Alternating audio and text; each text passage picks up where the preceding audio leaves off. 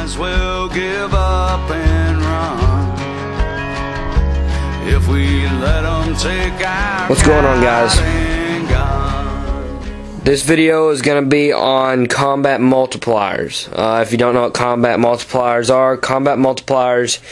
are something that extends your capabilities as a person, or if you have a base weapon, say this without that pump, or just say this weapon, items that would extend your capabilities with just this item, or just any one of these threes, or you as a person having this rifle is a combat multiplier.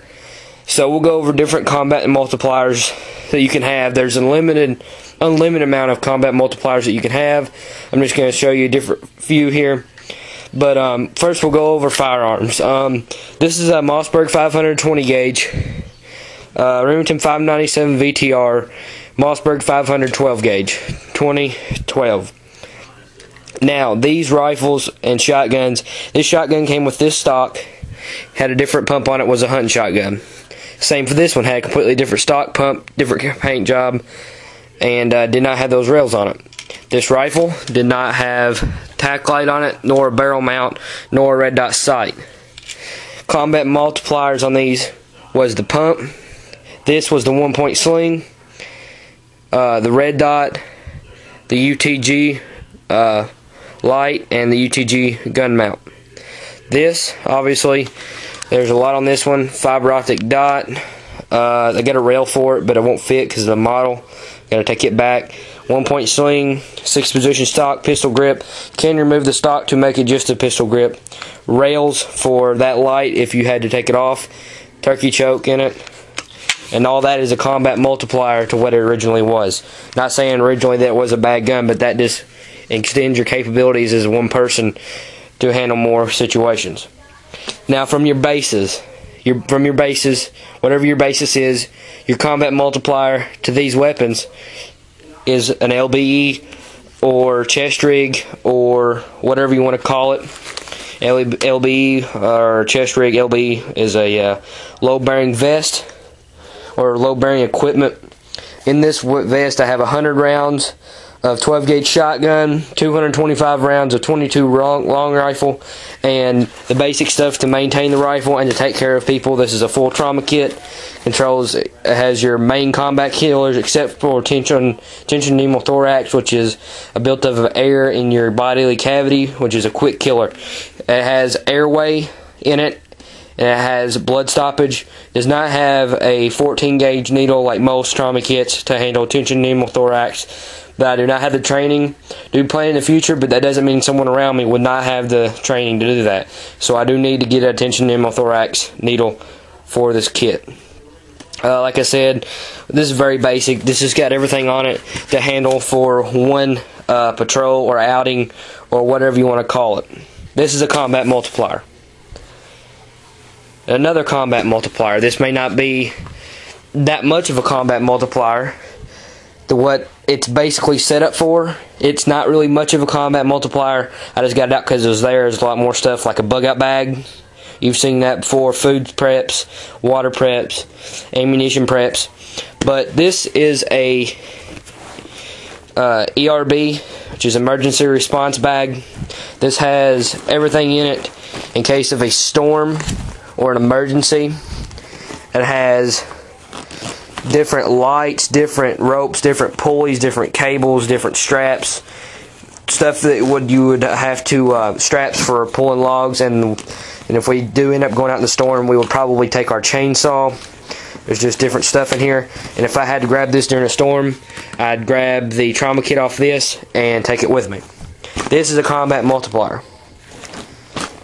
Believe it or not, books are combat multipliers. May not, well, obviously, this is a combat multiplier. Not professional, and I don't care. It has good information in it, so don't give me any hater comments. The Foxfire book, I swear, is the best book you can ever have. Let's just go over log cabin, just different stuff. Pretty much everything. It's like the Bible of the mountain man. That's more long-term survival and prepping. Illustrated Manual Sniper Skills by Mark Spicer. camping and wilderness survival. And the United States Air Force's Survival Handbook has escape and evades, E&Es, different equipment, different skills, different, like as you can see, has first aid stuff in it, different repelling, rescue, search and rescue, maps, map reading, pretty much everything you would need. That's a combat multiplier. Especially this item here.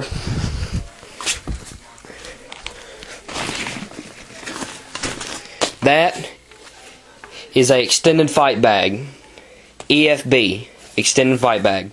This, added to this, will give you an extensive amount of fighting capabilities. Extended with your rifle and your shotgun, which is what I'm going to be carrying. This has 3 quarts of water in it and 2 days of food. It also has maps. Like I said, we'll get the food. Got some MRE pieces in there. Got some canteens, different stuff. More water on the side. It's got radios on the inside of it. It's got maps. Declaration of Independence, which I have like 4 of those. I recommend you get more than a few. Multipliers back. This is a combat multiplier, obviously.